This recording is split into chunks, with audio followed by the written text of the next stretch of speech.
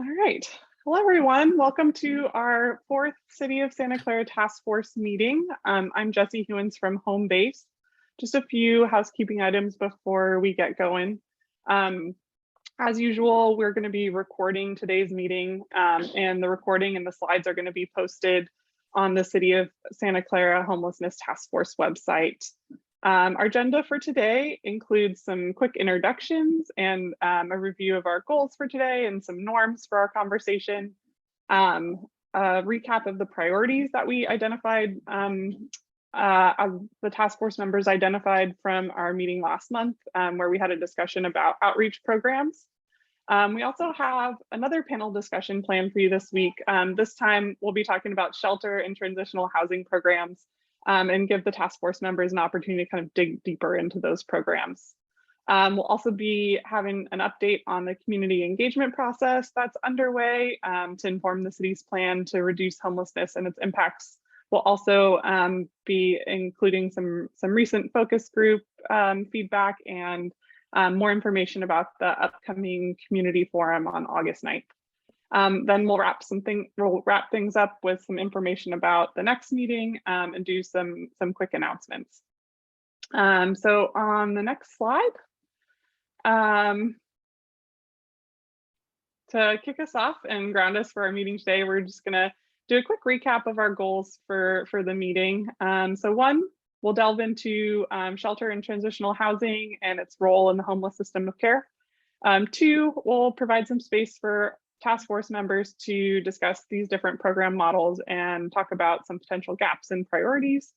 And three, we'll provide some updates on the community engagement process and that upcoming community forum that I mentioned. So if we can go on to the next slide. Before we jump into kind of the meat of the agenda, we'll do a quick round of introductions. First, I'd like to introduce the other members of my team here tonight, Eli Hamilton and Carla Carvalho. We're from Home Base. We're a nonprofit homelessness technical assistance provider, and we're here as the facilitators of the task force. We also have a few folks from the City of Santa Clara here on the next slide. I'll let them go ahead and introduce themselves. Adam, do you want to kick us off? Yeah, good evening, everyone. Good to see you again, and those who are joining us. Thanks again to the panelists who are joining us tonight. We're really looking forward to hearing about your experiences in developing these programs. Thank you.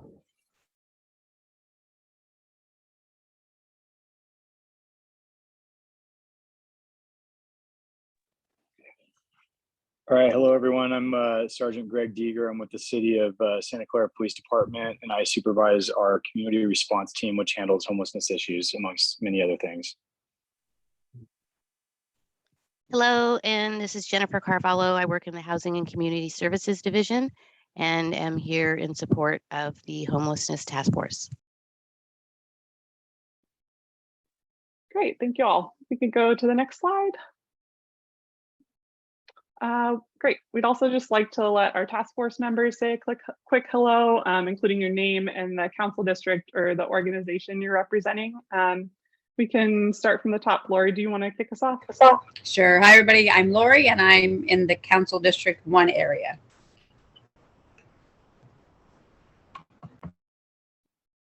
Great, thanks. Is Vinay on the call tonight?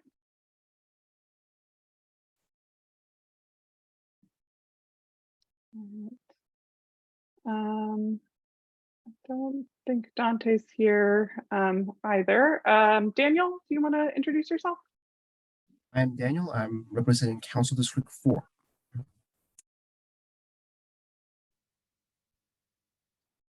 Great. And Michelle, would you like to introduce yourself?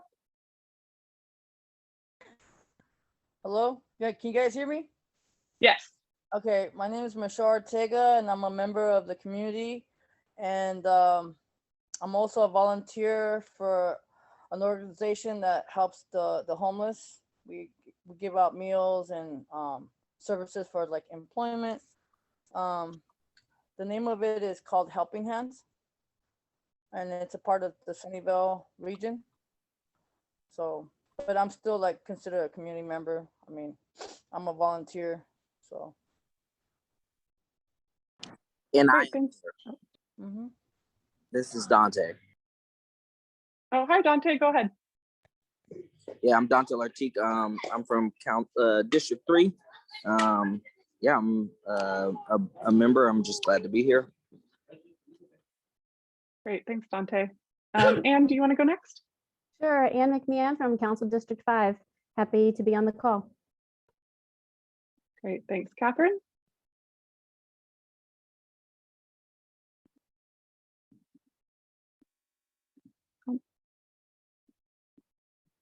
All right, and Santiago?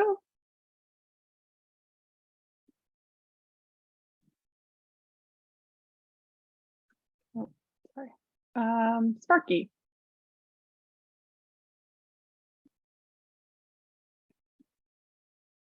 Okay, Hillary? Hi, everyone. I'm Hillary Baroga with the County of Santa Clara's Office of Supportive Housing. All right, and Ray.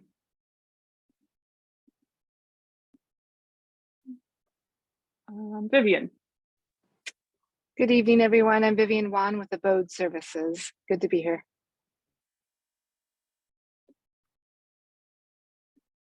All right, great. Thanks so much.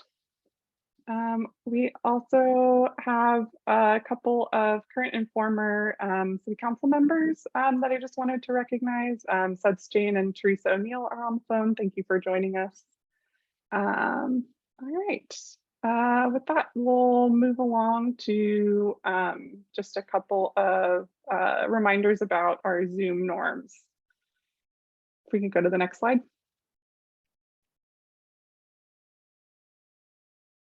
All right, great.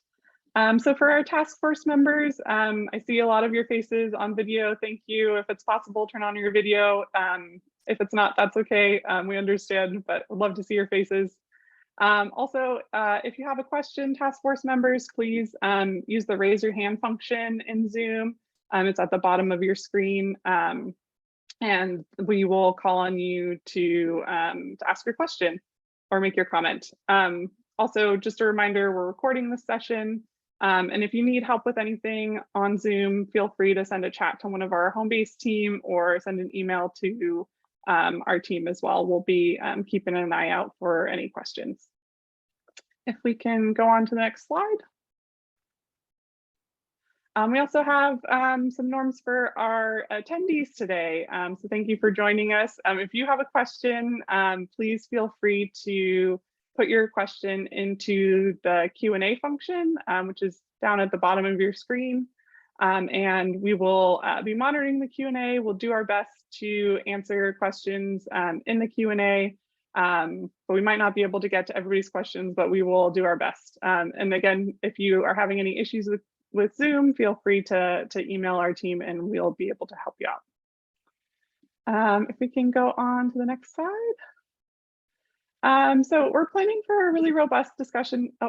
We're planning for a really robust discussion today, and we really encourage folks to please be present for the discussion, respect other folks' perspectives, share your experiences, and of course, allow others to participate and share as well. And we also really encourage folks to engage with each other. So ask each other questions, respond to each other's questions, and we're really looking forward to the discussion. So with that, I will turn it over to my colleague Eli to take it from here. Thanks, Jesse.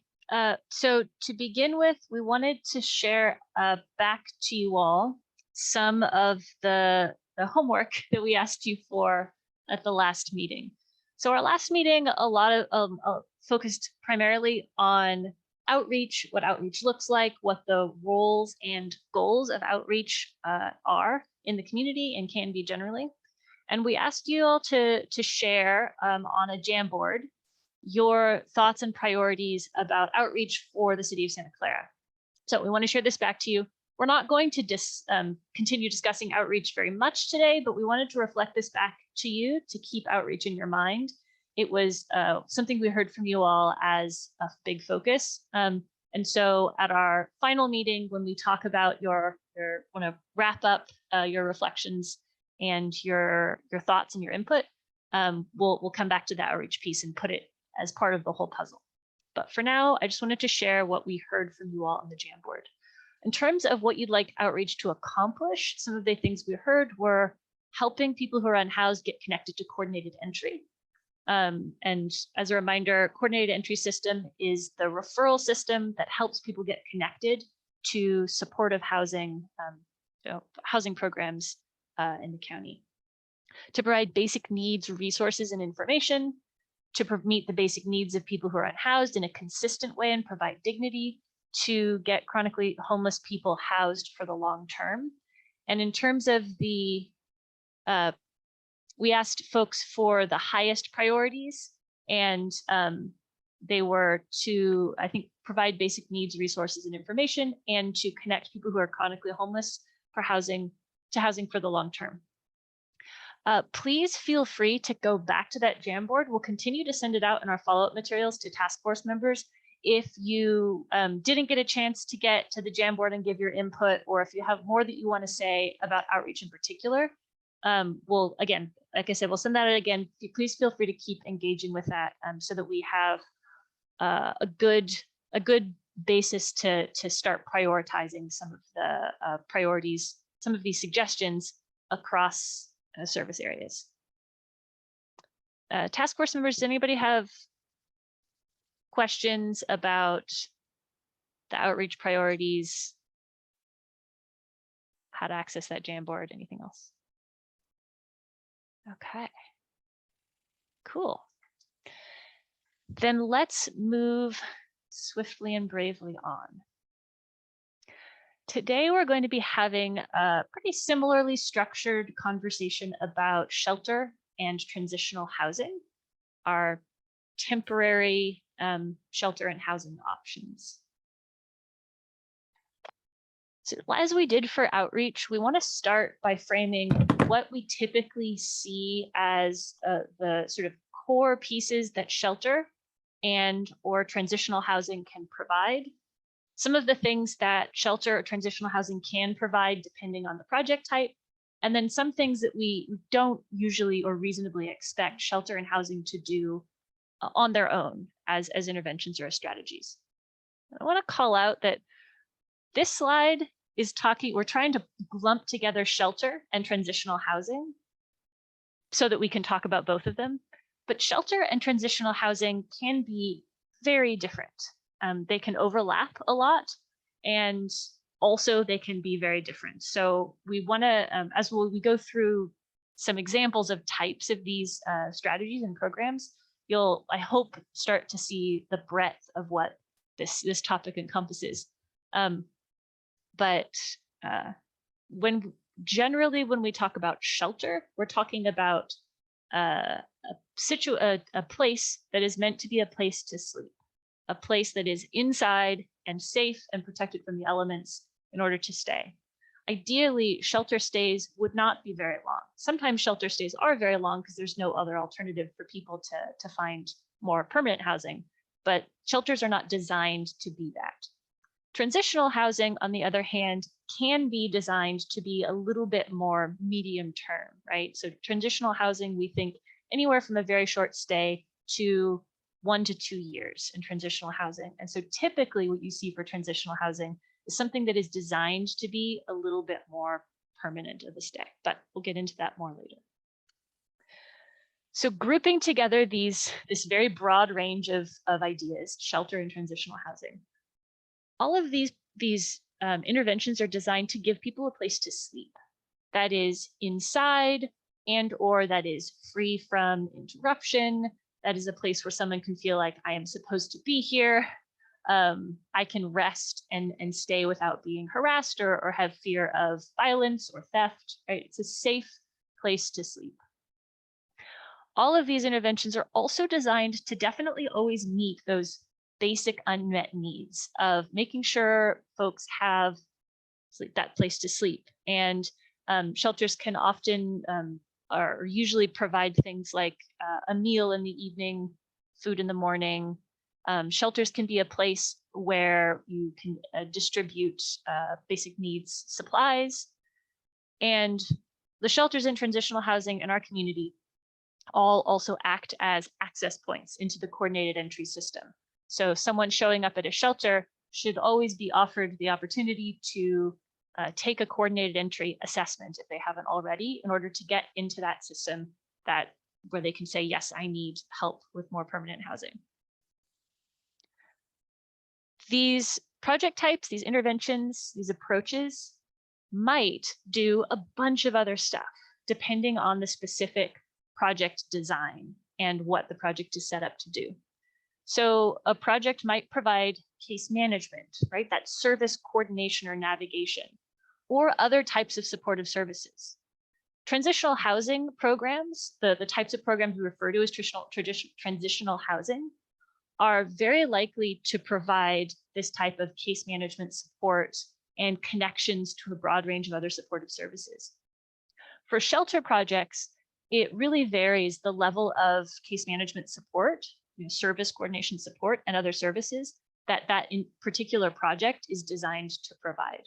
There's always some level of support and staffing involved, but some shelters may have sort of a full range of housing focused type of service coordination and connections to a lot of resources.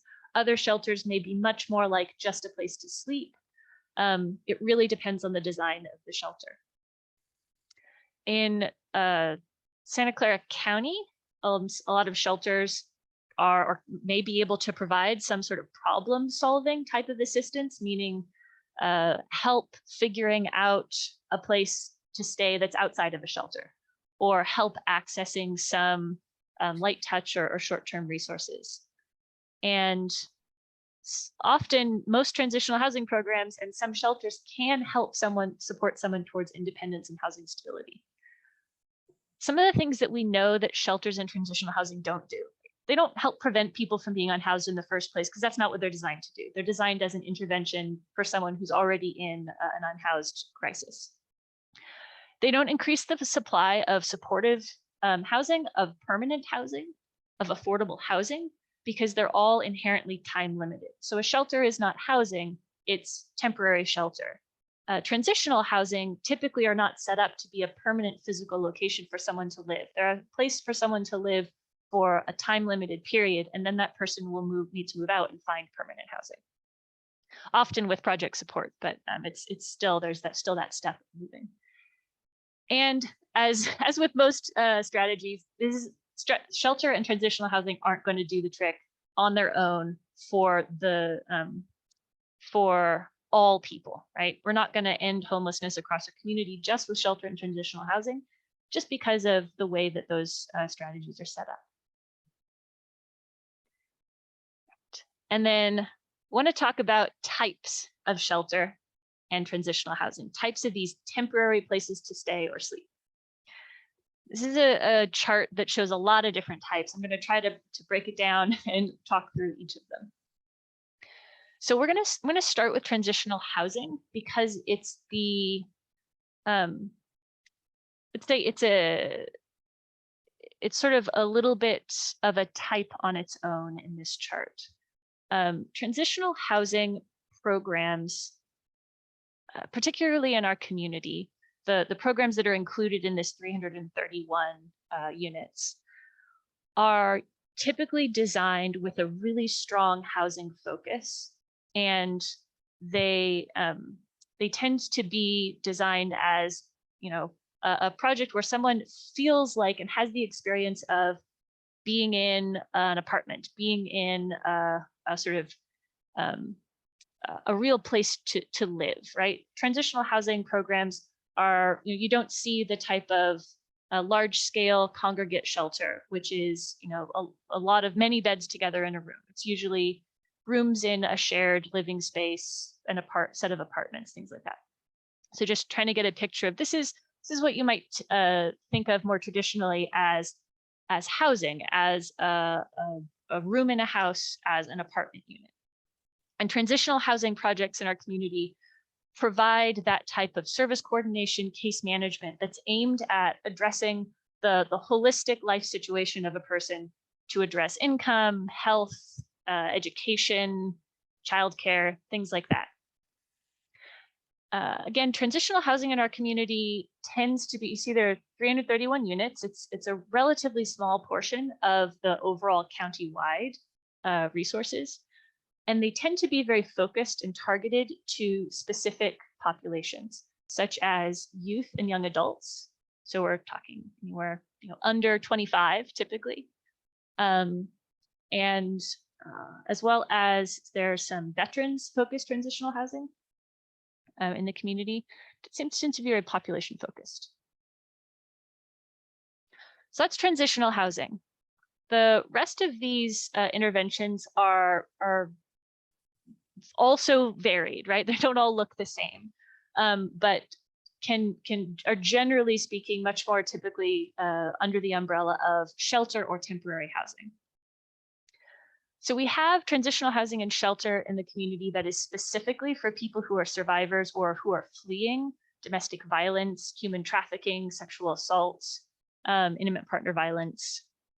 And we have a good sort of sizable chunk of those resources as well. We have emergency shelter. So this category includes all types of shelter that has long-term funding in the community. This can be larger shelters that have a large number of beds. We often use the word congregate shelter, and that's you might picture a large room with a large number of cots or beds, often a shared space. Emergency shelter can also include a smaller scale congregate shelter where there's a relatively smaller room with 4 or 6 or 8 beds in a shared space. Can also include hotel and motel vouchers, so that a household gets a voucher and gets a room in a hotel or a motel. It's a lot of different ways that shelter can look, but shelter is sort of the ideal is that shelter is a short-term solution. Interim housing, you might hear this sometimes referred to as bridge housing. Typically, this interim housing is designed to be a bridge for people who are looking for permanent housing. Usually they have permanent housing, supportive housing project support. Somebody, there's a case manager helping them search for permanent housing. And they need a place to stay while they're doing that, because this interim housing provides that stability to be able to focus on that housing search. There are many examples of interim housing. We're going to, I think, hear about at least one today, I believe. But interim housing can look a lot like shelter. Sometimes it looks a little more like transitional housing. Currently in the countywide, there are several interim housing projects that are what you might hear it referred to as tiny homes or pallet shelters. They're very quick to stand up, and they are sort of a temporary construction or a quick construction that can be used as interim housing, and it can provide a small place to stay for an interim period that is sort of private and dedicated to one household. We have safe parking. This is something that many of you may have heard of. There is a growth of safe parking in the Bay Area and is a solution across the country. This is a place for people who are unhoused and have vehicles to park their vehicles in a place that is designated as you can park your vehicle here. And safe parking projects usually, or programs usually provide, again, services, supports, hygiene facilities, case management, things like that. And then we have these two pieces here. So you may have heard that there was a huge need for safe and expanded shelter during the COVID-19 pandemic. There was also a huge increase in funding that was available for shelters. Part of this was to make sure we could reduce the intensity of the capacity of congregate shelters to make sure that safe distancing was available, and then to have hotel and motels for non-congregate settings for folks who had been exposed or were particularly vulnerable or had COVID-19 to shelter safely. So that funding is rolling back. a lot of that funding is no longer available. Most of that funding is no longer available. And so a lot of the congregate and also hotel and motel shelter capacity that was increased during the pandemic has been rolled back or has been rolled into our permanent shelter capacity. Okay, that's what is a lot of information about shelter types. I will pause to see if there are any questions in a bit, but I also want to call forward to our panel of experts. They know a lot more about the inner workings of shelter and transitional housing than I do. And I know that they'll be able to paint a much better picture of these different types.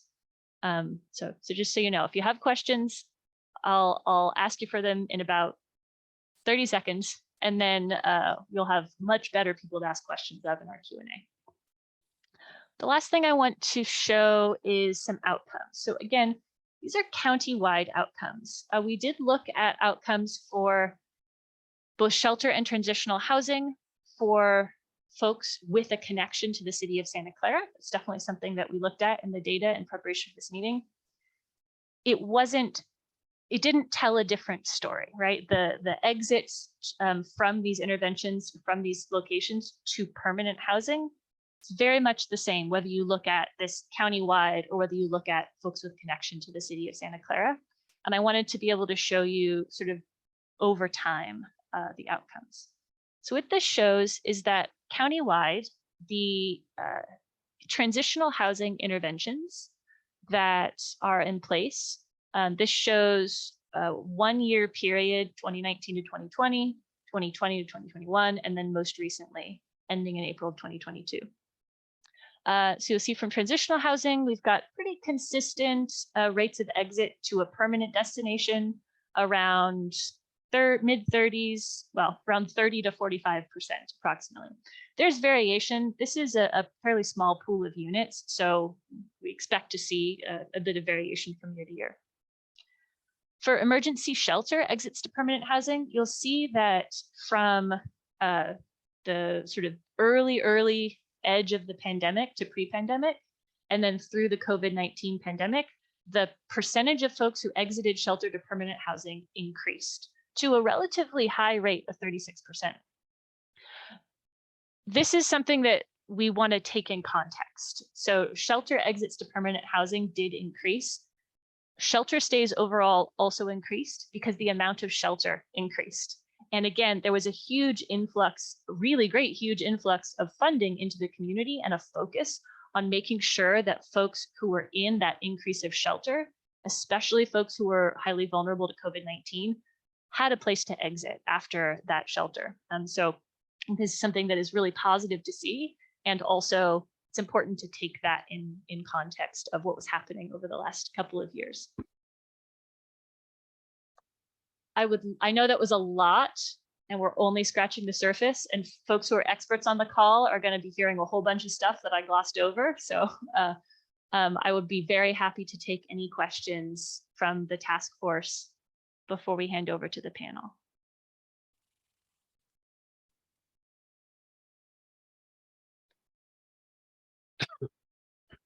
Go ahead, Anne.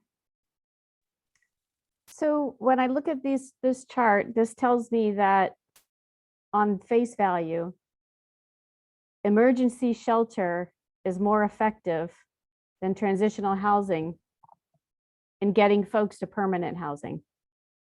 Is that too simplified? I would argue, I would push back and say that it is too simplified. I think that comparing just the most recent year of data that we have, 30% for transitional housing and 36% for emergency shelter, that would suggest that. Part of the reason I wanted to give the numbers over time is that, you know, mid 40% is typically where we see transitional housing. That's closer to where we see the community average for exits to permanent housing from transitional housing. Whereas I would say the 23% is closer to what we would typically see from emergency shelter countywide. And granted, that's a lot of different project types that do a lot of different things, right? It's very, you know, very broad. And I do think that there have been impacts of the pandemic and the particular like resources that were available and the size of the sheltered population that had an impact on this. Does that make sense? Maybe. It does. So if the red or mostly the yellow is COVID related, right? For the I would most- say probably the yellow and the green. I mean, Yeah. yellow and green, right? Yeah. Right. Okay. So Yeah. and those funds you're saying are not going to be available for these upcoming months, right? There's a funding piece of it, but also I see Hillary, you have your hand up. You're very much plugged into what's been going on. So I'm going to let you give your knowledge. Thanks, Eli. I was just going to say that as you were talking, I texted a picture of this to my colleague who oversees shelter and transitional housing. And I think that from my perspective, I'm curious to dive deeper into this to figure out what is happening between the years. I think one thing that could contribute, for example, to the emergency shelter data is that we've started doing more of a type of intervention that we're calling interim housing, where people who go into the emergency shelter already have a housing subsidy, and so they're just waiting for their unit to open. So that could be impacting the higher shelter number. And then it is unusual for the transitional housing number to be as low as 30%. So I'm really interested for us to dig into that more and figure out what it is. So I don't have any brilliant answers about what's causing it, but I think that looking at it like this makes me want to dig deeper. Yeah. Which is usually what happens when we look at data like this. Like there's always something underneath it, and you always have to dig down and see, well, what happened with the beds and what came online and what went offline. Yeah. Vivian, I see your hand. I want to address a couple questions I saw in the Q&A, audience Q&A. So questions about Santa Clara County, which is the data and the resources we're looking at, and the city of Santa Clara. So first, all of the resources that we're looking at are countywide, right? For the most part, the transitional housing and shelter capacity that we're looking at is available to people who come from or live in any part of the county. So the county resources are relevant because all of them, no matter where they're located, are typically available to folks in the city of Santa Clara. And as I said, we also don't see a huge difference in outcomes for countywide versus city of Santa Clara. And then for the transitional housing and shelter that are located within the city of Santa Clara, to my knowledge, they are available, again, to anybody who needs them. They're not specific to people who live in or have a connection to the city, but folks who know better about stuff located inside the city of Santa Clara can correct me if I'm wrong. Go ahead, Vivian. So like Hillary, this slide is interesting to me, and like us all of us. You know, traditionally shelter all around the land, I mean, all around the country really hovers around 25 to 35%. So the fact that it's there is not unusual. The transitional housing is a little bit lower. Are these household numbers or individual numbers, Eli, do you know? It's a great question. I'll check right now. So typically, I just say that, a lot of transitional housing might be families and there's fewer exits. First of all, the pool is fewer, right? So there can be bigger sways, particularly if you're looking at people versus households. But even if you're looking at households, the end number, the total number is smaller. So the sway from a percentage point is definitely wider. So you want to answer the question? Go ahead. Yeah, I believe this is households data. Okay, so then that's more consistent. Yeah, I mean it is super interesting. The thing that and this might sound on the not crass side, but I like to look at the cost per positive exit. Because the thing with transitional housing versus emergency shelter is the length of stay is typically much longer in transitional housing. So it says a lot as the flow of the system. So even if they were sort of normal, if at transitional housing, or rather shelter, we are still exiting at sort of comparable rates, but are able to actually house more people more quickly versus if it takes a year or two from a transitional housing, sorry, I have a vacuumer in the background, then I think that's something we should look at as a community as well.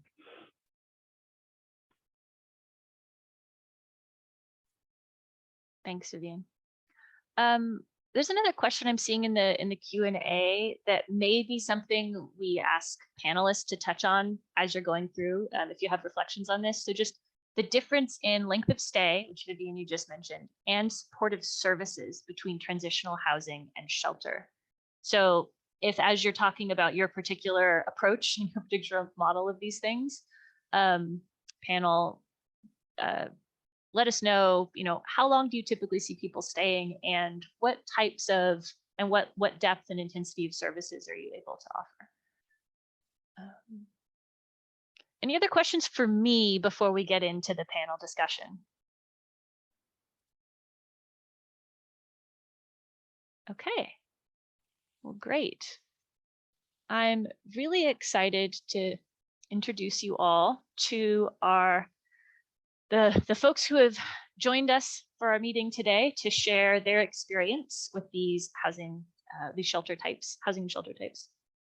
So we have Laura Foster with Bill Wilson Center. We have Norman Puck from the Rotating Safe Park program. We have Renee Ramirez from Home First, and we have Alejandra Barajas from Covenant House. And so first, I'm going to have you all introduce yourselves briefly as you introduce the project you're here, or projects you're here to talk about. But I do want to thank you all so much for your time and your expertise. And you all had to sit through me trying to just explain emergency shelter and transitional housing. So I'm sure you see why you're so needed and valued here. There are a few questions that we asked you to think about as you were preparing to share today. I've put them up on the slide. We'd also love if you could spend a little time helping folks get a picture of what the particular strategy or projects that you work with, what they look like, right? How are they set up? What is it like, right? We don't have physical pictures, so we would love if you could paint a little bit of a picture with your words. And again, we'd love just a little brief description of things like how long do people typically stay, and what are the services and supports you're able to offer? And then reflections on what type of value do you feel this program brings? What are the challenges, some of the barriers that folks encounter, and then the relationship of the program or programs you work with to the community, and what it was like when those projects were first starting, and then what kind of outcomes do you see? So I'm going to ask each of you to do just a quick initial response. I may cut you off around 5 minutes because we want to make sure we can hear from everybody and also have time for questions. But I'll try to be gentle as I do that. Would anybody like to volunteer to go first? We could also just go in the order of the slide before, but did anybody really feel like, all right, Alejandra, thank you. See your hand. Awesome, thank you. I wasn't sure if you would see me, but hello everyone. My name is Alejandra. I am speaking on behalf of Covenant House, California, here located in Santa Clara. We are a transitional housing program for TAY youth, so 18 to 24-year-olds. Through our transitional housing program, we are allowing our young individuals the opportunity to really get that stabilization that they've needed. We do not charge any type of rent, so our hope is that they are working and or in school to be able to really dedicate all of their focus in school, or if they are working, to initially save majority of their paycheck so that when they do exit our program, they have a good amount of money saved up to be self-sufficient with an emergency fund, etc. Our program is up to 2 years or until somebody ages out. And through our program, we are connecting our residents to a case manager that they will work with on a weekly basis on their success plan. Essentially, the success plan is a list of goals that the residents set for themselves. So we as staff are just here to walk hand in hand with our residents. We never give them any rules that we feel are important for them. We really want to meet them where they're at. So a lot of times we are connecting them to different resources, problem solving with them one-on-one. In addition to that, our sole purpose of our program is really based on relationships. So we are relentlessly engaging with our young people all day, every day. Of course, sometimes we need to hold them accountable, and that at times affects our relationships we have with them, but it's all about, going back and doing the work that we as staff have to do to repair those relationships. When we first came into the county or into the city, everyone has been super welcoming. The Bill Wilson Center has been very supportive. They are the other transitional age youth service providers in town. So we speak with them at least on a weekly basis, daily sometimes. And we've worked together a lot to, be able to provide shelter to a lot of our young adults who are currently experiencing homelessness. Some of the outcomes we've seen in our program are our residents to have that housing stability, which a lot of them haven't had for many years, be able to grow their circle of support, whether that's with other residents in our community or with staff members, et cetera. And really the opportunity to save. We have had some residents who have moved out into stable housing and have had a big chunk of money saved up, and we're lined up with jobs and, have done a lot of accomplishing of their goals. So with that being said, there also are some challenges, and that is we are a low barrier program. So we cannot require our residents to do much. So for some residents, they do need some more structure. And when that does come, they work with their case managers on a one-to-one basis to figure out some structure for them to be able to be more successful. So that's a little bit about our program. I think I kind of went through all of the questions. If I did not, please, by all means, feel free to ask me any other questions you may have. Thank you so much, Alejandra. We're going to go through hear from all the panelists before we get to questions. And I see Laura, your hand is up. Would you like to go next? I think Alejandra and I were actually raising our hands at the same time. So we'll get the transitional housing programs done together. So I'm Laura Foster. I work at the Bill Wilson Center. And so like Covenant House, we're serving primarily transition aged youth. The agency serves a lot of other people, but in our transitional housing, it is for young adults 18 to 24. We've been providing that service in this community for over 30 years. We currently have 8 different locations, and those are all single family homes, with the exception of one site where we have a couple of apartments in a single apartment building. And so one of the things that's great about the single family home location is that it can certainly bring a sense of community amongst young people who are dealing with similar things, going through similar challenges, that have similar backgrounds, so they can definitely create their own community within the house. Another benefit of transitional housing is that, when we're bringing somebody in from the community queue, we have a spot for them ready to go. So they move right into a room, and, saving money and building up their circle of support are also areas that we focus on. We've had some clients who, have had jobs that have been able to, or even that were going to school, that have been able to leave with a sizable nest egg, so that they have that financial backing, so that when they exit the program, they have financial resources to not fall back into homelessness. Because if they're having a challenge with their rent or something comes up, they have saved the money and they have budgeted over the time they've been in our program to really set them up for that success going forward. One of the other benefits, and as it goes to the services that we provide, is so we have case managers, and because all the clients live in one site, the case managers are out at those sites 4 or 5 days a week. And in addition to their weekly case management sessions with the clients, there's plenty of opportunities on the other days to have more informal interactions, or to be catching somebody when they're getting ready to go for a job interview, or when they're coming back from a job interview. And so there's a lot of opportunities to have more informal interactions with them and be supportive.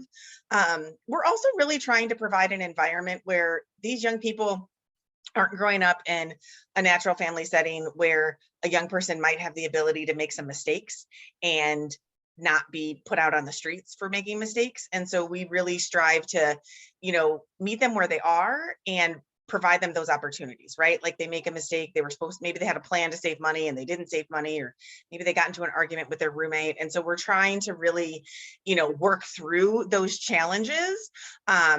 Also, as Alejandra mentioned, we're low barrier. And so following housing first principles, our services are voluntary. And so we, balance that with our engagement strategies. Case managers usually have about, one case manager to about 12 clients. So they're really able to dedicate that time and, really engage that young person in setting their own goals and really helping them decide what is best for them. Some of the challenges in this particular program design, while we can have this sense of community and we're really always supporting our young people to be good members of the community at large, some of our rentals are in neighborhoods where we are the only rental and we are surrounded by homeowners.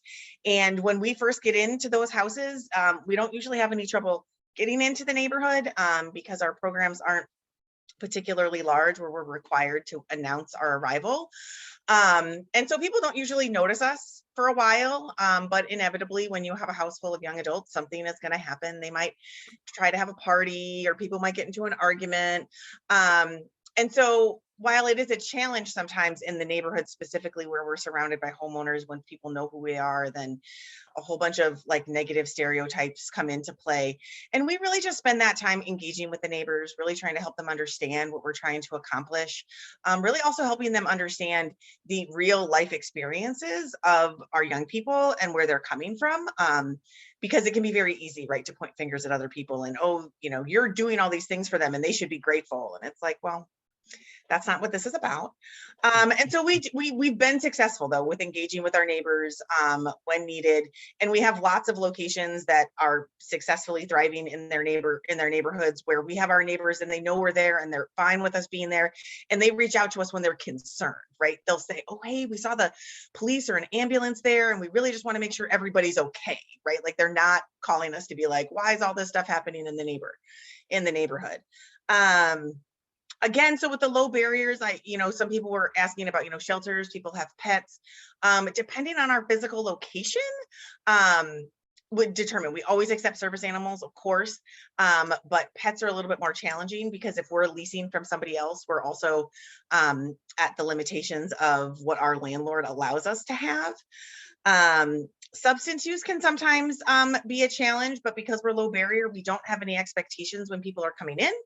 And so we have to manage that, and we use harm reduction strategies where we're talking to people about the choices they're making and how they can still manage those choices, even if it is using substances, and still cohabitate and live with other people, because the person in the bedroom next to you might be trying to be sober. And so that can be a really challenging dynamic. And so we really just, again, try to work with them where they are and help them, support them to make as positive decisions as they can. And then I will also say this, and then I'll stop, is that our exits to permanent housing are actually significantly higher than the data that was shown. So Bill Wilson Center houses 41 households in our transitional housing programs, and with the families that we serve, that's upwards of about 58 people, maybe a little bit more depending on significant others and how many children are in a household. And so pretty typically, we were seeing exits to permanent housing anywhere between 70 and 80%. That did fluctuate a little bit in the last couple of years. So there was we saw a similar decline in the 21-22 year, which we are currently digging in a little deeper to see what was so specific about that. And my best guess right now is that it's the, sort of the aftermath of the pandemic, that we are still seeing the effects of how that has played out. And I'll stop there. Thank you so much, Laura. And yes, very, very convenient that we got to hear about from both of our panelists speaking about transitional housing programs first. And now we can switch to some of the other shelter type strategies. So Renee, got your hand up. Go to you next. Happy to jump in here. My name is Renee Ramirez. I'm with Home First. We have various programs within the agency. The one we'd like to talk about today is the emergency interim housing, or the bridge housing communities. We also offer congregate shelters. We have a little bit of just about everything that Eli mentioned in her slide, in the slide earlier. And so we have very good visibility in being able to compare these interim housing sites versus a congregate shelter. And we have, I'll call them extremely low barrier shelter operations, in which we allow every type of animal that comes in, dogs, cats, snakes. They have them, we let them in. And we operate all of our sites in that way. We also do not do backgrounds. We take people who are actively using, and we just kind of monitor that behavior and make sure that they are safe and those around them are safe. We have 4 what are commonly known as tiny homes, 4 sites, all located in San Jose. 2 are bridge housing communities, and 2 are emergency interim housing communities. The difference between the 2 for us is that the bridge housing communities are more truly tiny home, where there are individual kind of sleeping units at each of the 2 locations. And they have shared facilities like laundry and showers and restrooms and dining hall. And the emergency interim housing are more the modular structures, where they're like 4 units within each modular structure, and they have private restrooms there, but they still have shared laundry, shared dining. The challenges with all of these programs is that the folks that we are taking are often coming with little resources. They're usually not attached to a case manager of any type. The very first site that we had, one of the bridge housing communities, was more designed for that individual that does have a rapid rehousing voucher. They have a case manager, a housing specialist that really just needs that really temporary stay. And we really saw a difference in how successful those folks were going to be in comparison to folks like our San Jose shelter, where we have no type of case management, and you see very poor outcomes. The emergency interim housing sites that were developed as a COVID response strategy were bringing people straight out of the encampments and into these sites. And we see the same challenges in the individuals coming in here as you see in the shelters, but you do see a significant difference in outcomes between those 2, where an individual can close their own door, they have more privacy. There's just it's just a very different environment, a more supportive environment. The emergency interim housing sites have case management on site. They have clinical support on site. It's just more of a fully functioning operation than, say, a kind of overnight shelter, if you will. So we've seen some significant differences there. And when I compare I like to compare our San Jose shelter because it's like 230 beds there, and we have 235 interim housing beds throughout the city. So you can really compare. And then the people that stay at each of the 2 types of programs are very similar. They're coming from encampments, they're coming off the street.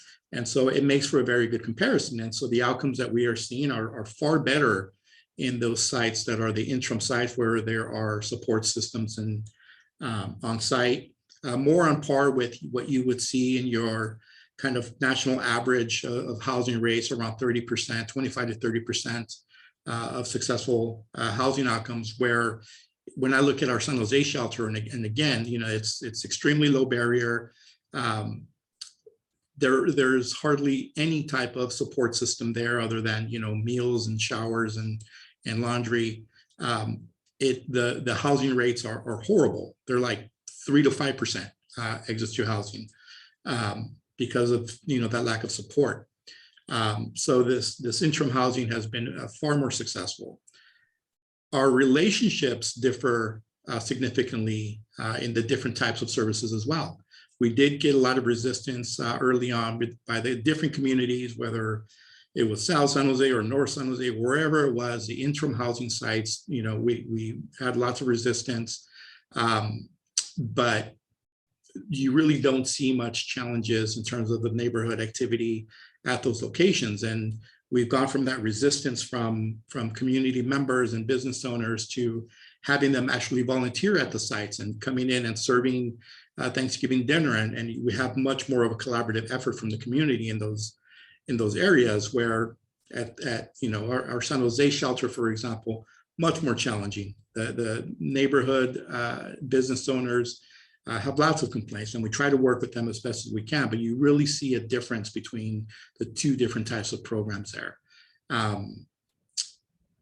And I think I covered all of the questions there. Yeah. But yeah, I'll turn it over to the next one. Thank you, Renee. I know that you all have such a variety of things. You covered that admirably in a very short amount of time. Norman, thank you so much for your patience, and we'd love to hear from you. My pleasure. I was enjoying the conversation and getting to learn about the other people's contributions. My name is Norman Puck. I'm the co-founder and the director for the Rotating Safe Car Park. It currently serves Saratoga and Cupertino. The RCP, from our perspective, was we wanted to do it a little bit differently. Safe parking was a natural thing for us to step into, to leverage property, to bring immediate and tactical service that is safe, welcoming, and provides stability to people that are unhoused with some slight variations. It's a rotating safe car park because for the year before, we researched safe parks, and we found that when someone tried to do it all year round, it was hard to maintain. So we came up with the idea to rotate it. So we rotate our guests from one site to another, and each site is a hosting partner. And we've been operational since 2018. It was kind of a novel thing that's kind of taken root. There's a couple other rotating safe car parks that we've mentored that are operating in the South Bay and the East Bay. We also did, as mentioned earlier, multiple integrated services with our partners. One that is important to us and was key to us is what we call hospitality services. And this is where we open our doors and we connect with our guests 2 times a day, typically, offering food, community meals, supplies, funding, free showers. But it's also a time for us just to be there to listen, to be there to see how we can help them if they choose to communicate, and support them in whatever way they need. In addition, some of the other integrated services, we get one of our partners, we are partnered with 2 YMCAs, and they provide free shower services. We've also partnered with, in fact, the partners, we're up to 18 partner organizations. Excuse me. Most of them are faith-based that have offered their sites to support and host our guests. We have a college that also help host. We've partnered something unique when we established this in 2018. We decided to partner with the cities. We went to Saratoga initially, then later Cupertino, and said, we'd like to do this. We'd like you to partner with us because we needed their assistance. One city had to change the ordinance. Another city had to squeeze us in within their existing ordinance to allow us. We went early on, and an early partner was the Sheriff's Department. Asked them if they would welcome this and be partners, and they were fantastic, including doing free drive-throughs to make sure that things are safe, which was really key because the safe park is about the people being safe. But it's also, from our perspective, a place where we can immediately help stabilize, welcome, and provide emotional support, as well as those existing services. The RCP is faith-based, inspired, and managed. The primary staff are volunteer. The volunteers and the staff that manages it are primarily all volunteers. So it's also a very cost-efficient operation because it's managed and staffed by volunteers. The sites are free, so it's very little cost. Another interesting thing we did is we established a framework where the community can contribute, either by offering their place to host that we can rotate guests to, or by providing volunteers if they couldn't do it, or donations in one form or fashion, whether it be clothes or money or whatnot. And one of the things we talked about with community, one of the things that initially the community was a little apprehensive. And after some time, when we told them what this is versus what it is not, the framework of how it's organized, and a part of that framework is to mitigate risk to not only the guest, but also to the community and to the volunteers. And after that, people became very, very accepting of it.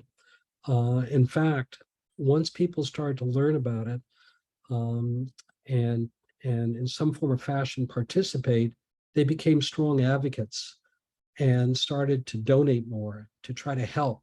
When COVID came, we had lots of help from the cities and from our volunteers. And one of our goals, especially as a faith-based driven, is we wanted to make sure to welcome and to be there to emotionally support.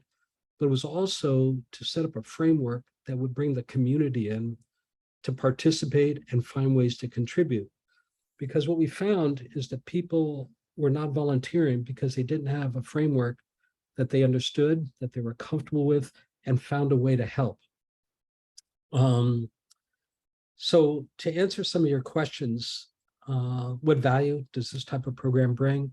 Well, like I said earlier, it really immediately stabilizes and bringing a warm and welcoming support to a guest who maybe be a first-time homeless person, somebody who's been a long time, a student, a family. We believed that it was an alternative to immediately stabilize and bring integrated multiple services, and also, again, provide the framework such that people can contribute. Some of the challenges we found where some of the guests financially were struggling to maintain their vehicles. And that was to have vehicles, registration, and insurance was criteria to stay in. Because as you all well know, safe parks are for overnight, they're not 24 hours.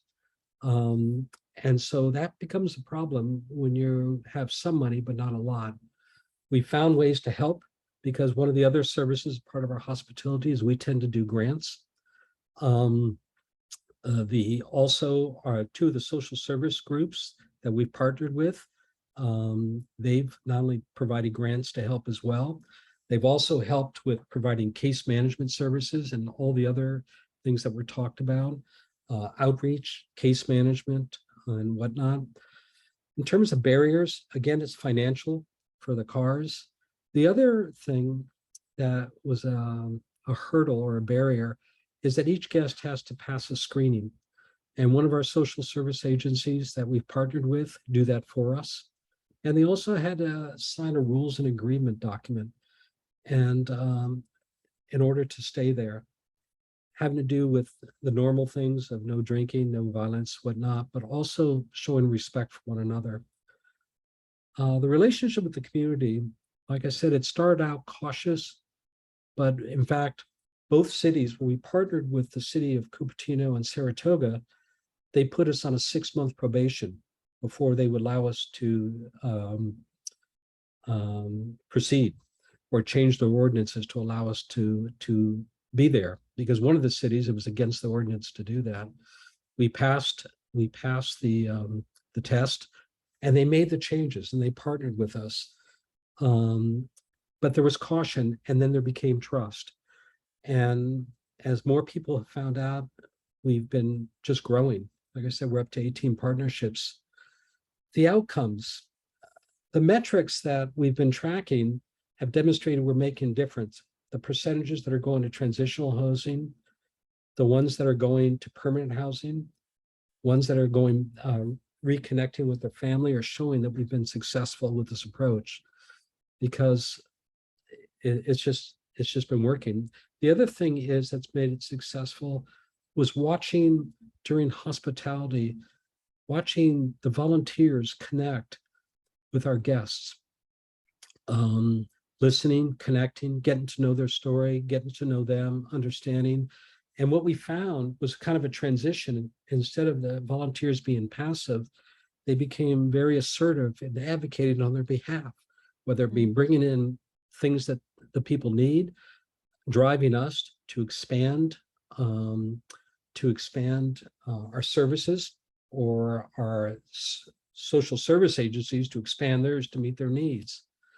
The other thing we found is that Norman, I'm sorry, I'm going to actually rudely cut you off, rudely that's interrupt. fine. I'm done. That was the last one. Beautiful. Okay. So we are going to transition, and thank you all so much for sharing that information. And I know we've got task force members who are just on the edge of their seats with questions, and we have up to the next 20 minutes for questions with the panel. If we start winding down on the questions, we can spend some of that time talking about, task force members, what are you seeing as what you'd like to accomplish around, or would you like to see accomplished around shelter and transitional housing in the community, or again, we can put that in a Jamboard offline. So Lori, go ahead with the first question. Anyway, first of all, great.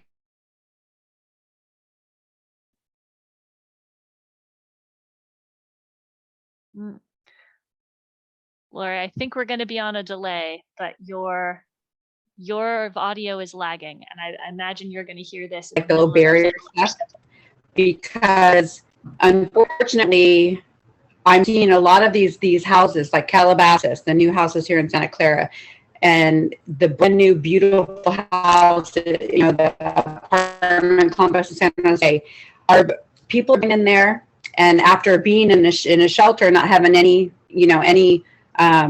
what's the word? The word is accountability.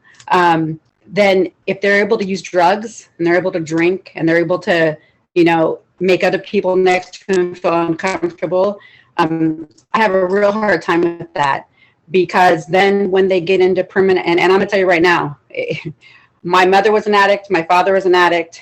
I left my ex-husband and my oldest son and did restraining orders because I found out they were doing drugs. And I ended up homeless for 6 months after working since I was 13 years old in my 50s, because I had to leave because of drugs. And so when I did that to them, it made them go to a place called Teen Challenge, another story. But anyway, and they're sober now. But that was because I was hard on them, and I distanced myself from them. And so, over the past little while, I've heard about a lot of law enforcement having to go to some of these houses because people are getting these beautiful homes and they're doing drugs and they're drinking, and then they're hurting other people. And I really think, and this is myself, and I'm sure there's other people that will agree with me, and there'll be people that disagree with me, but I really think that there needs to be some standards. There needs to be some accountability, because we were, like I said, I was homeless for 6 months for the first time in my entire life. We went to a car, we went to hotels, we couch surfed. It was the most embarrassing, humiliating thing in my life, because I've worked my whole life. And then we would call that number every day between 10 and 12 or whatever it was. And for 4 months, 5 months, and never was able to get into any housing.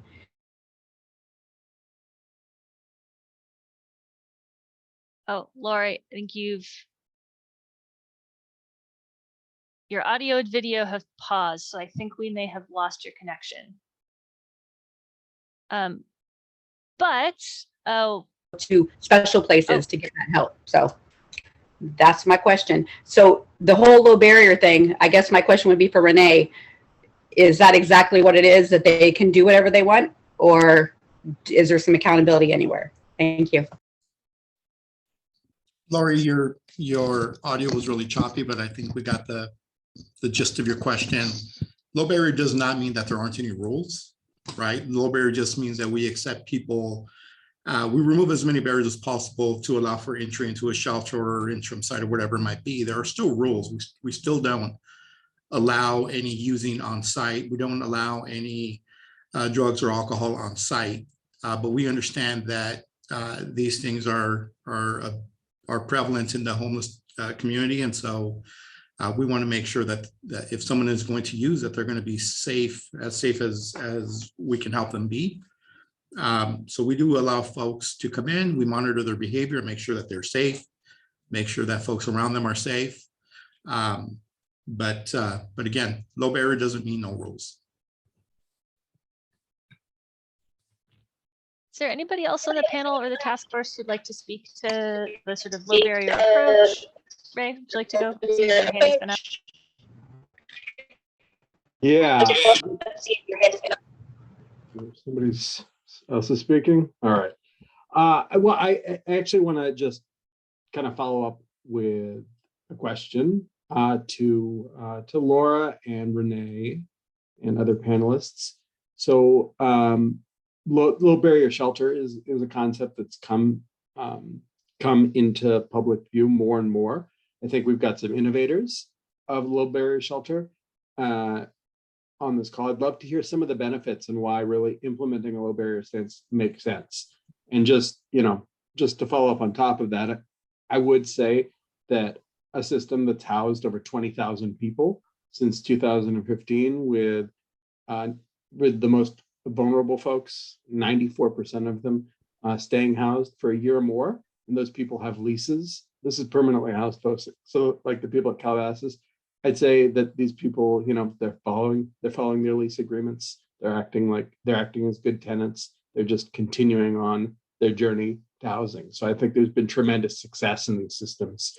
I think all too often we get caught up in calls for service. And the reality is, if you look for calls for service of similarly sized market rate buildings, you're going to see similar calls for service. Density of people brings need for services, and the nature of the services matters too.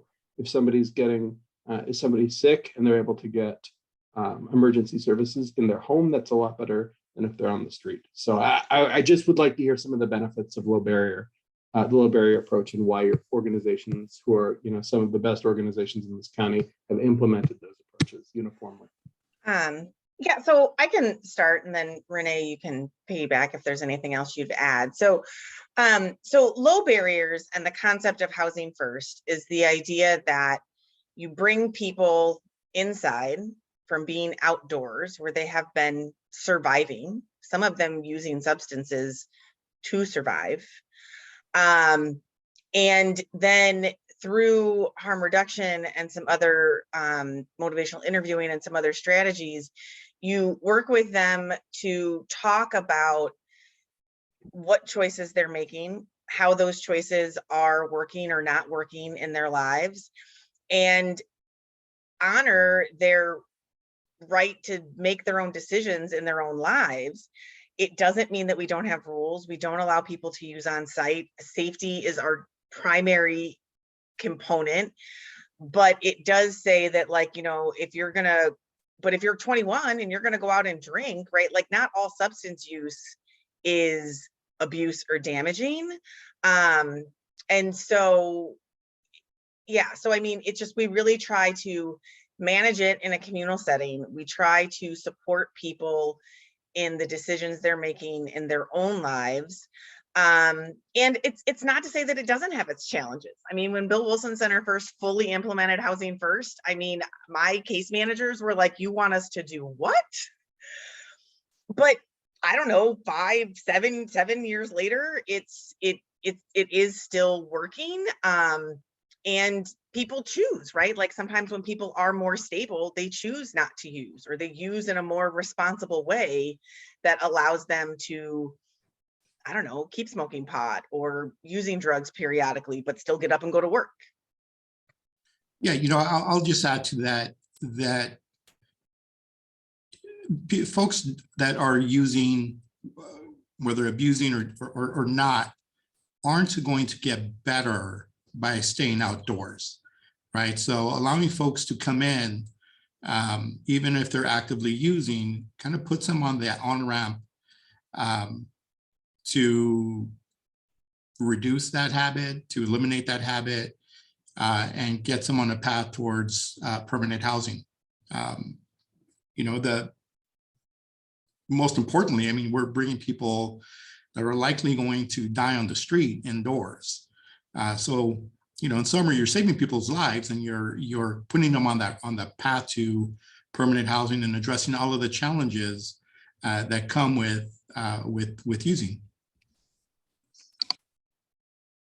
Thank you so much. So I see Dante's hand, and then I think I still saw Lori's hand. So go to Dante and then check in with Lori. Go ahead, Dante. I think both panelists kind of touched on it, but to Ray's point, I think housing first model, it doesn't matter the age population is quite significant. It's actually quite effective. But to Lori's point, I hear you when it comes to like substance abuse. It could be dreadful, especially when you're living in a community and you feel like nothing's being done. One of the things I will say is like, I do believe like in other communities across the country, one particular in New York, they actually allow for folks to use on site, right? They have like a whole program around it. They have like needle exchange, and what they've seen is a reduction, or like literally they've seen a reduce in substance abuse use when people were able to not be shunned for doing it where they live and not being criticized or black sheep for it. But also what they've done is they've really added like supportive services around mental health and whatever it might be for the purposes of people using.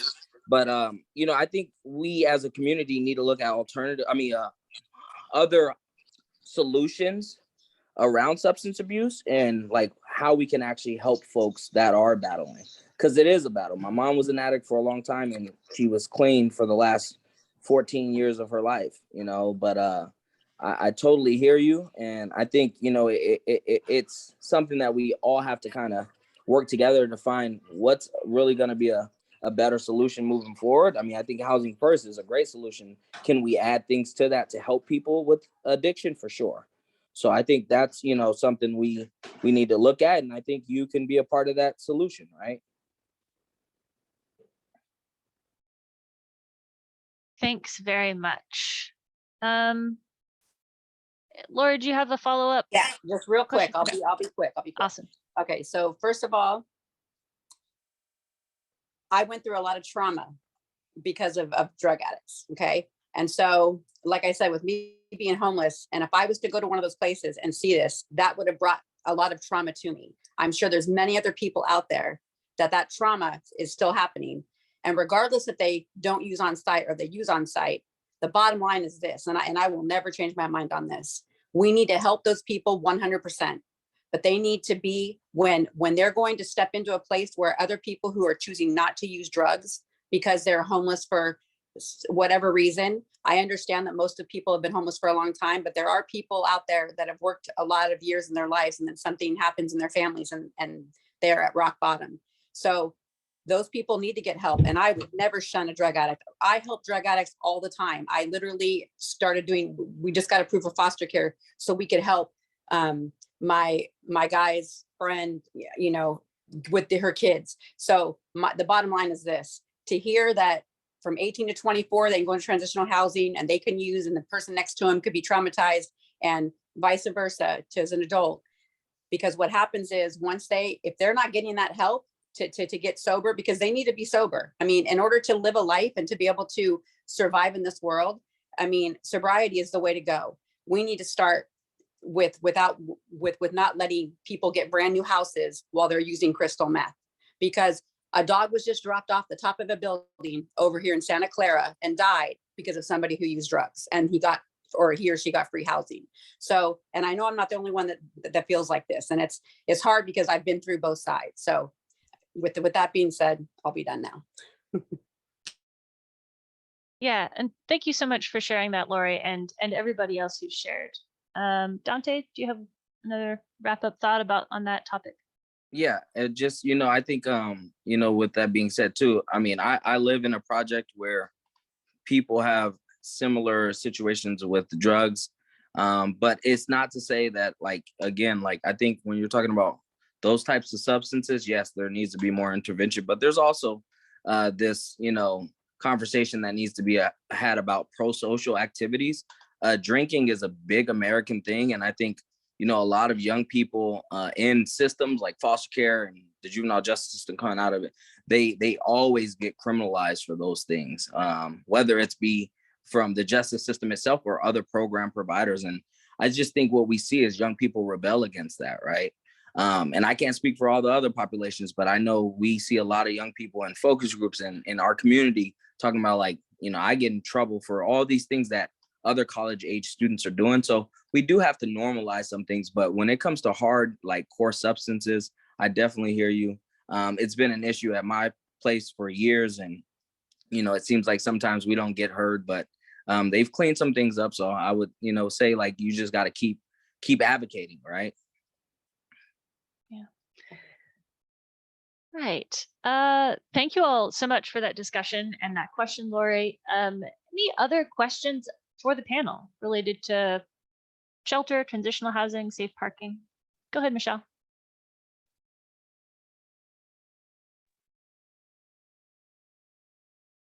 There you go. Okay, I'm still working the button here. So I have 3 questions, and I know most people, you know, been asking about the drug use part, but what I really want to get into, because I have lived experience of homelessness and of being housed, okay, and I wouldn't say drugs was a major factor for me, but it got me through a lot when I was outside. But now I've been housed and I don't need those substances anymore, just because life is just, you know, I'm on a whole different another level of just being grateful of not being outside anymore. But my question is, now I don't know how to like ask this question, because there's like, I have 3 questions about the providers that do help the homeless, right? Because I also volunteer for a provider called Helping Hands. And I'm also an individual and I'm giving back to the community. But my question is, for Home First, okay?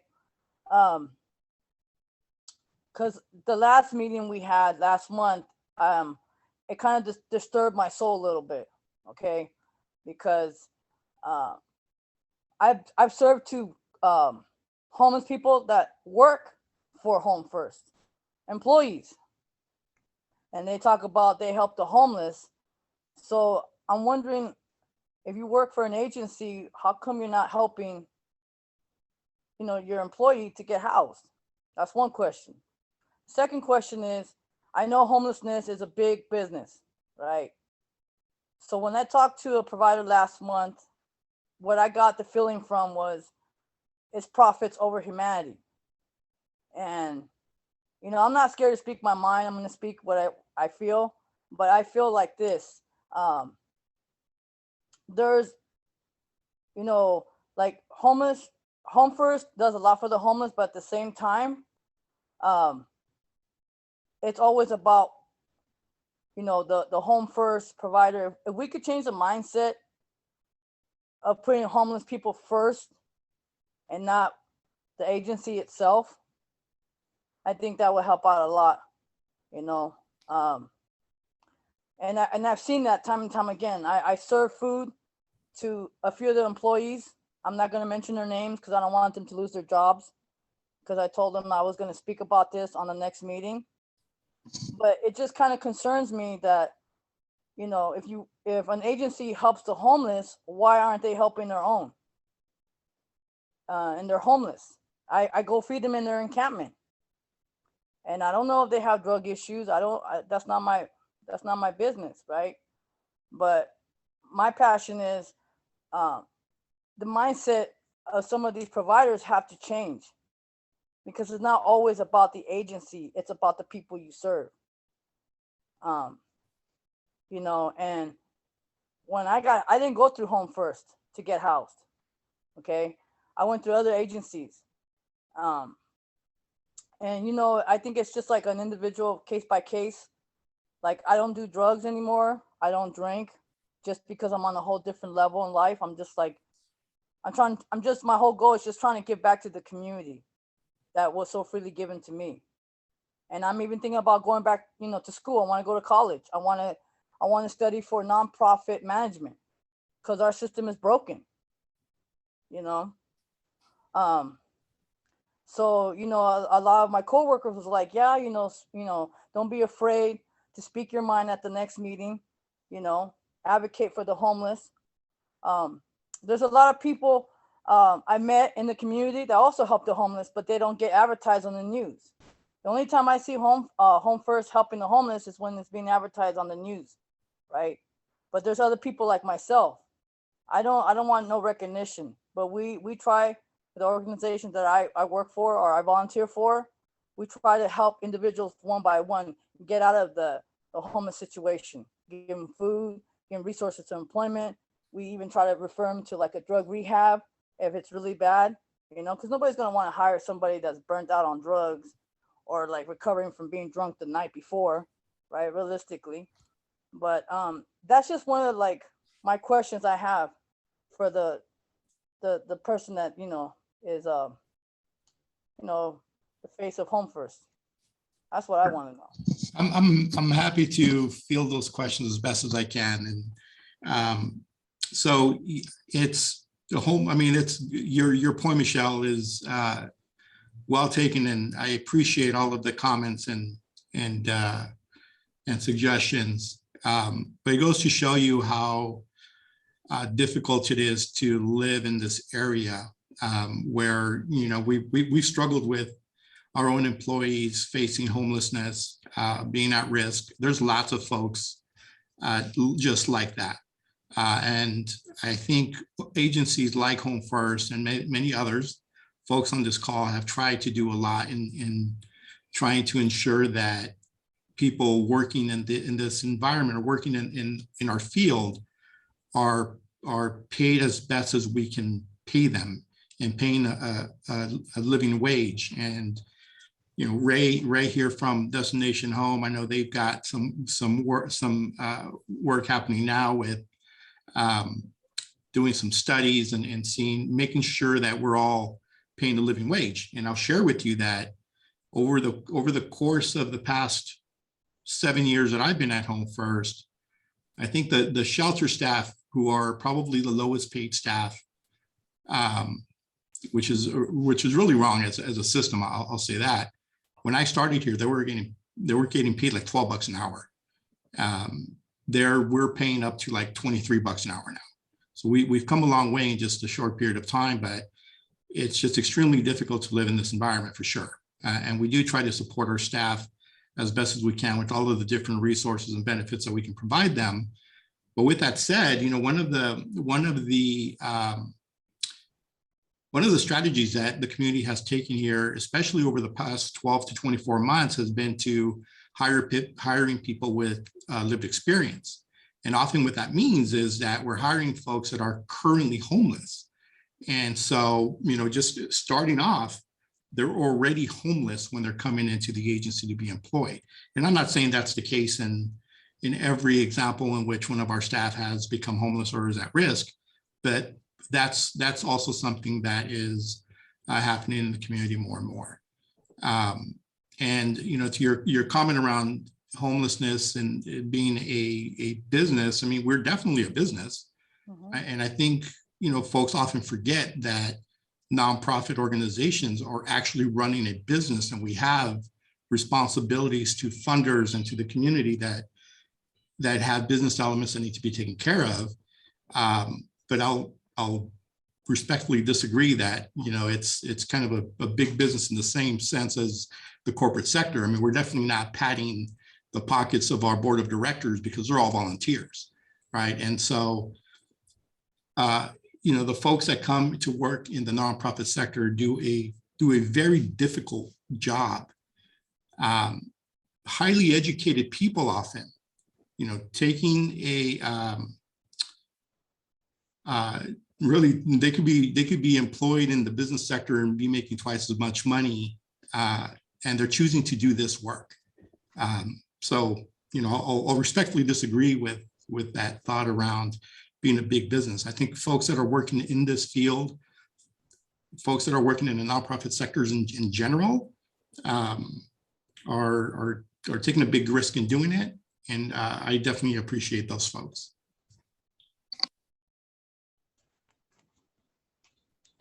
Thanks for that response. Just one ahead, thing, Michelle. and I'll sign off. With all due respect, I do disagree on some of the levels of what you were saying, because I've seen firsthand the promises that weren't kept from Home First about getting vehicles fixed, having them, once they leave the hotels, they go back to the streets. And now, like, it just seems like my soul is a little bit disturbed, just because I feel like they're being ignored, right? Because I've reached out to different communities, not just in the city of Santa Clara, but all over. City of Sunnyvale, city of San Jose, and they talk to me, right? Because they trust me. They don't trust too many of the employees of different agencies, but they trust me because they know that I'm not afraid to speak up. I'm not afraid to ask questions that other people are not willing to ask, right? But I feel that there should be like an auditor where the money goes, because it's not, I don't think it's going to the places where it needs to go to. So the homeless can be housed. They can have their vehicles fixed. They can go into situations where they can get the help they can receive. That's what I'm frustrated on, because I work for an organization that helps the homeless, and we're also nonprofit. I'm a volunteer. I don't get paid to go out into these encampments and feed people. I don't get paid to do social work, to hear, the homeless tell me about their situations or the problems they're having and getting connected with housing services. I don't get paid for that. I'm doing everything volunteer, right? So, I mean, for me, it's like there's a gap, right? There's a gap. And I'm not going to make this into a debate or argue about it, but I just feel that it's like profits are being put over humanity.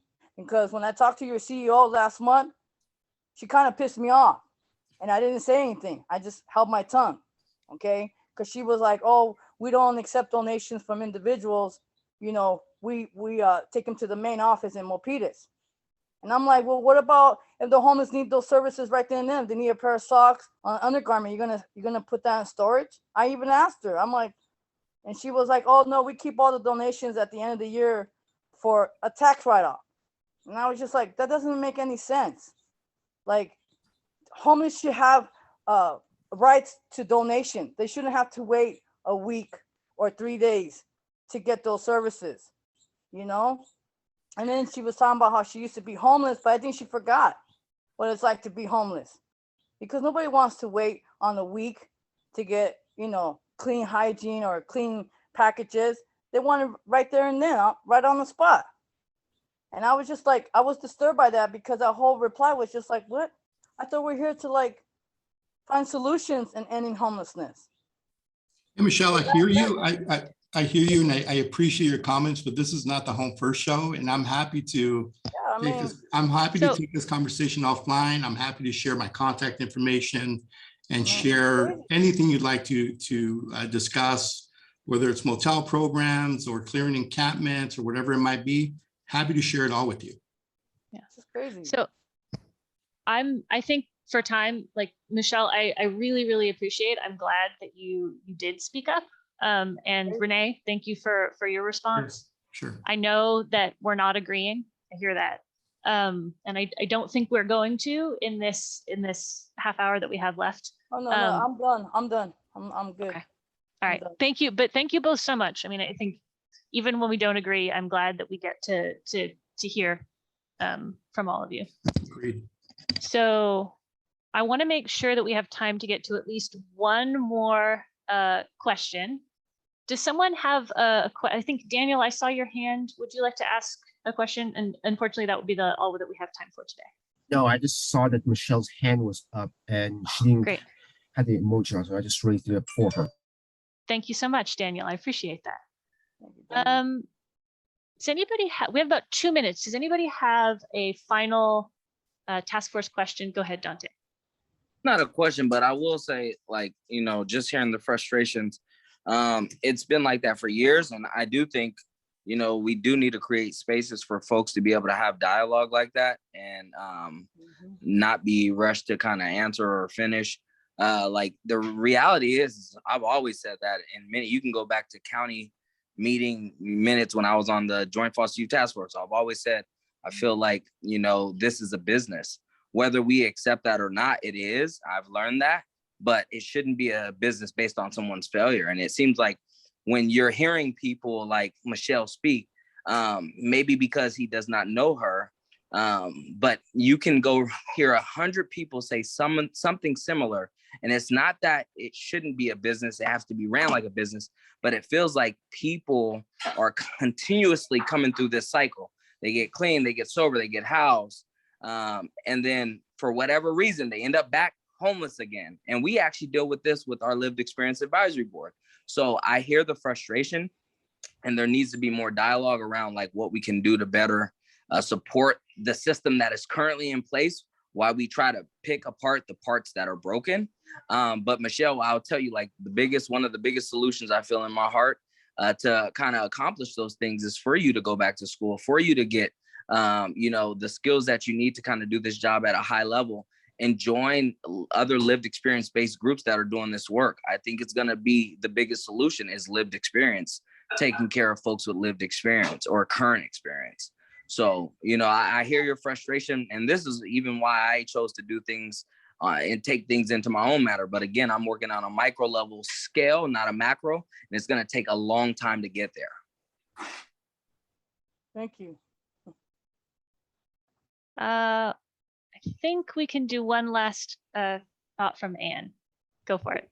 Sorry, just a quick one. And were all of the programs that were discussed tonight part of, do all the clients have to go through the entry system?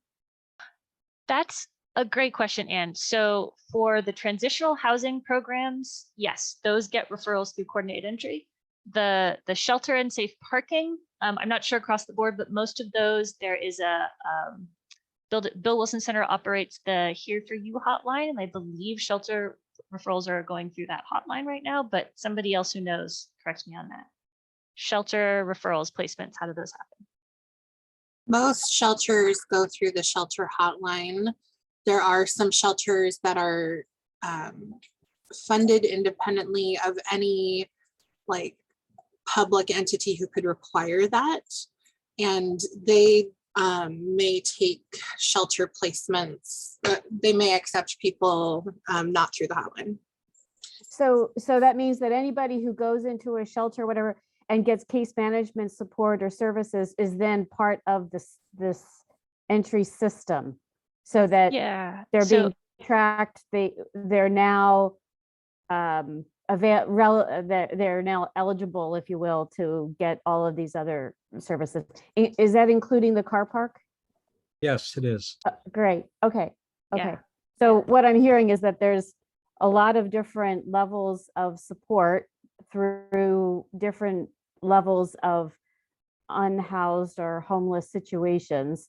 And it's really a matter of figuring out what combination of services and support is going to help the greatest number of people with the limited resources that are available, and shuffling around where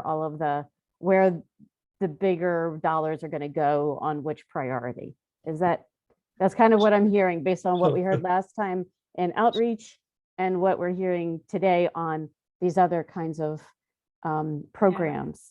Is that So what for the safe parks, the way we established it is our front face for outreach integrated into the system are two social services agencies, West Valley Community Service and Amigos de Guadalupe. They are our front, we get referrals, and then we host and manage the thing. So they get those, so our front face, so that way they get not only case management, but they get into the system. And that was by design. Yeah. And so, Anne, to your last question, I think for what you as a task force are wrestling with, I think that's right. I think I think ultimately what we find is a community needs everything. They need all of these things, and they always need more of everything than exists, right? And more and better and more targeted and all of that. But I think with the specific hard challenge that you all have thinking about the city of Santa Clara, yes, it is. We're thinking about limited resources, and we're thinking about what are your priorities? What would you like to see as the priorities for the city of Santa Clara? So with that, we really, really want and need to share back to you some of the input we've been getting through the community engagement process. I know that there are folks on the task force and in the attendees who are really interested in hearing that. So I'm going to share the slides up again. Sharing the right slides. Okay, I suddenly had a terrible fear I shared the wrong PowerPoint, but I think I'm okay. And I'm going to pass to one of my colleagues for some community engagement updates. Thanks, Eli. So if you want to move on to the next slide. So to start, we want to say we have the community engagement process is underway. So we have conducted a few focus groups and are engaging I'm sorry, somebody's not muted, so I'm gonna mute some folks. Okay. So we have started gathering information and feedback through focus groups, but we want to note for, task force members and members of the public that we have not completed the community engagement piece of this. And so there's going to be a stakeholder survey that we're going to be sending out. There's going to be the upcoming community forum, which we'll talk more about.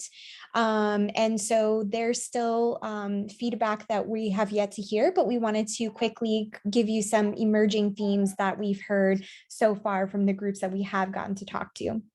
So first we spoke to community members, and some of the emerging themes that kind of came up are, folks having concerns about people who are living outside who might be hesitant to accept services or refuse services for various reasons, right?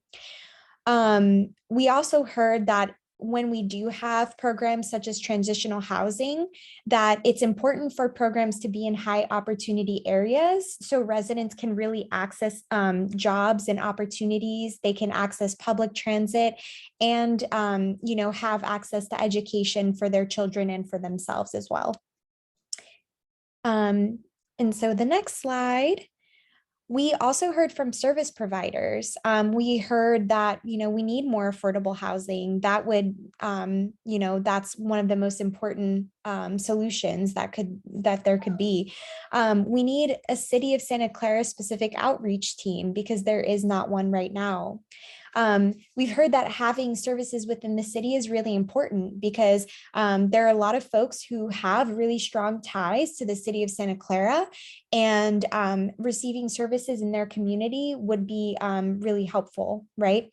We also heard from providers that they're not always sure what services actually exist in the city, which makes it hard to be able to refer clients when they do have that connection with a client, with a person who might be unhoused. And then they're also seeing an increasingly older population out on the street. And then language barriers also came up as something that made it challenging to really provide, the services that folks in the city need. So on our next slide, we have feedback from people with lived experience of homelessness. We heard that some of the biggest issues are lack of access to transportation, lack of affordable childcare was a huge thing, especially for single parents. Anything from being able to go to work to being able to search for housing, even when somebody is in a interim housing or shelter type of program, not having childcare makes it really challenging. We heard that many folks are working full time and still are not making enough money to make ends meet and are homeless. We also heard that a lot of the benefits some of the benefits programs, the eligibility requirements of those just don't reflect the reality of the challenges that people are facing. So for example, we heard, somebody might, make a little bit more money and then suddenly they completely lose a benefit, but they don't make enough to really like be able to cover the cost of whatever, of childcare or of feeding their family. And so they're stuck in that hard place where it's really tough and they're trying to get better employment opportunities, but now don't have that help. We also heard that mental health issues make it more difficult for folks to access services. And then lastly, we heard, people shouldn't have to hit rock bottom and end up on the streets before they're able to access services. So then on the next slide, so just to talk to you all about the community forum that we've kind of talked about in the last task force meeting, but it is going to be taking place August 9th from 5:30 to 7:30. The community forum is virtual and going to be open to the public.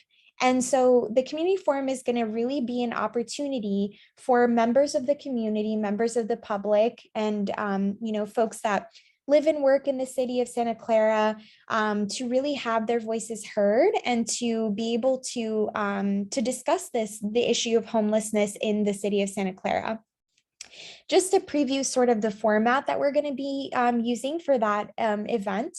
So we're going to have a pretty brief overview of homelessness in the county and in the city of Santa Clara. And then we're actually going to have the opportunity to break out into smaller groups, depending on how many folks show up.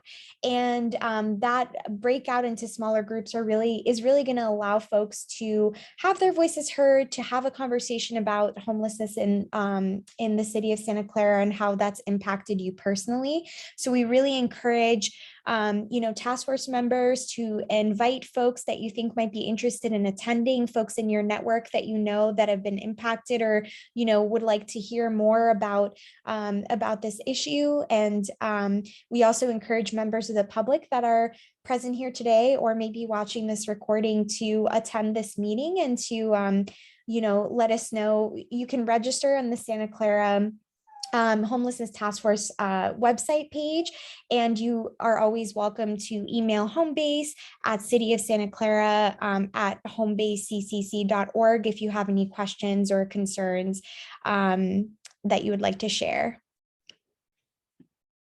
So with that,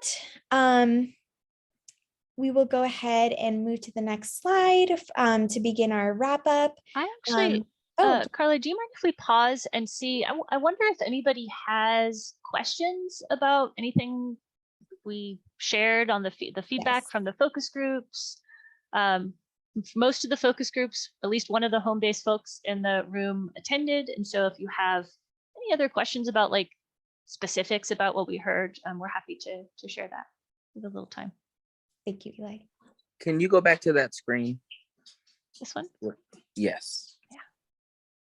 Thank you.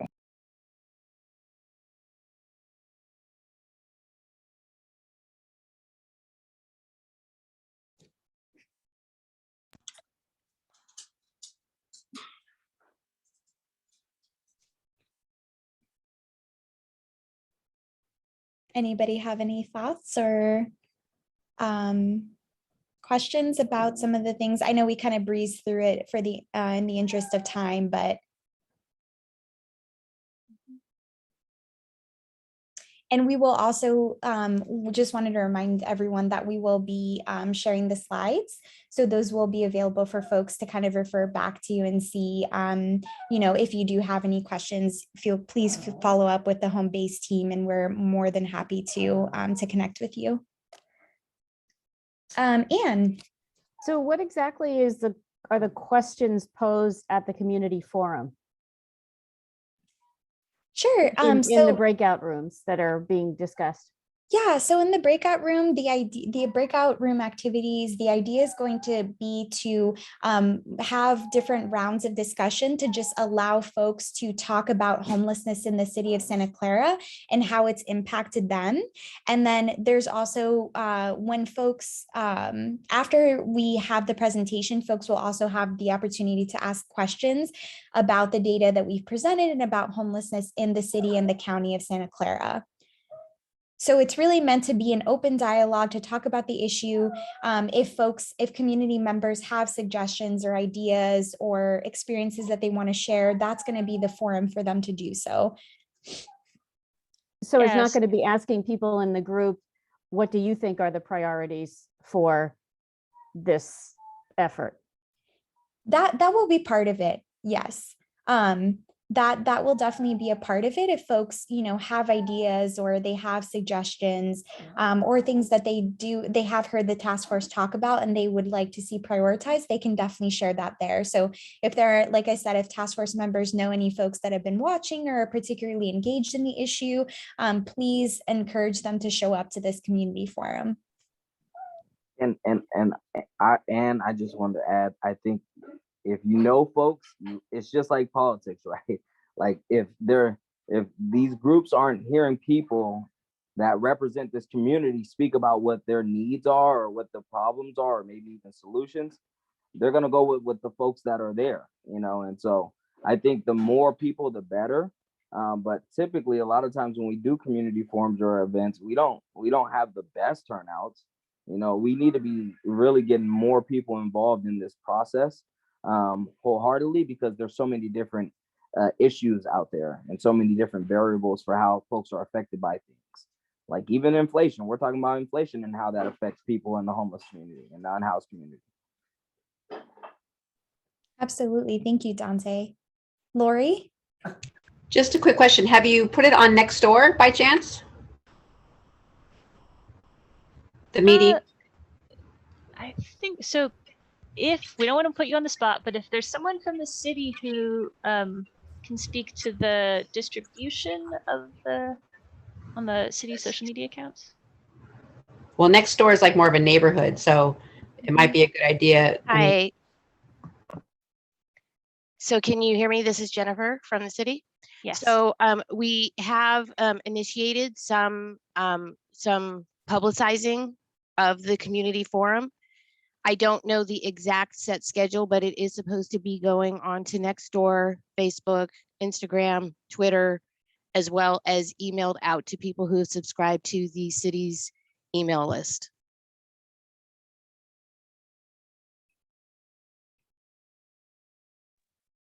Thank you, Jennifer. Anybody else have any questions?